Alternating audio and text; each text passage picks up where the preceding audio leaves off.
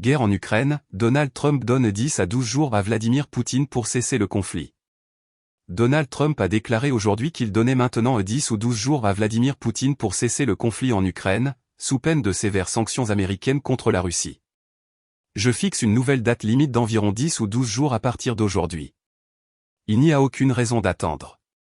Nous ne voyons aucun progrès, a déploré le président américain, qui avait donné le 14 juillet un délai de 50 jours à son homologue russe.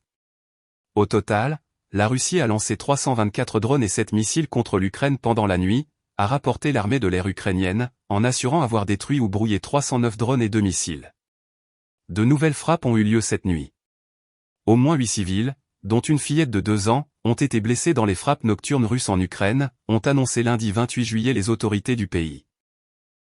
La cible principale était une base aérienne dans l'ouest du pays. L'info même en vacances avec l'Apple. 8 personnes ont été blessées, dans ces attaques de drones et missiles, a indiqué le président Volodymyr Zelensky.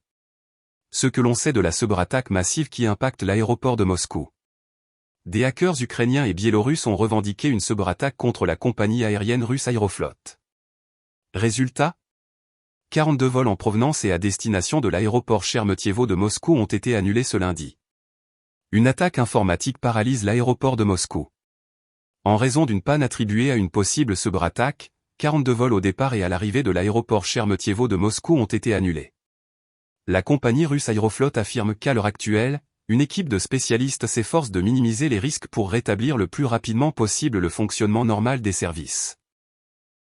Cependant, les 2 filiales de la compagnie, Rossiya et Aurora, n'ont signalé aucun incident comparable, rapporte The Kyiv Independent.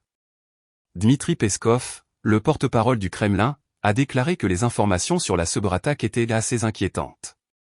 Le groupe Silent Crow revendique notamment l'attaque. Dans un message sur Telegram, il assure avoir entièrement détruit l'infrastructure informatique, tout en ayant récupéré 20 téraoctets de données ainsi qu'à 7000 serveurs physiques et virtuels. Cette attaque aurait été menée en collaboration avec Cyber Parisan BY, un groupe d'opposition biélorusse.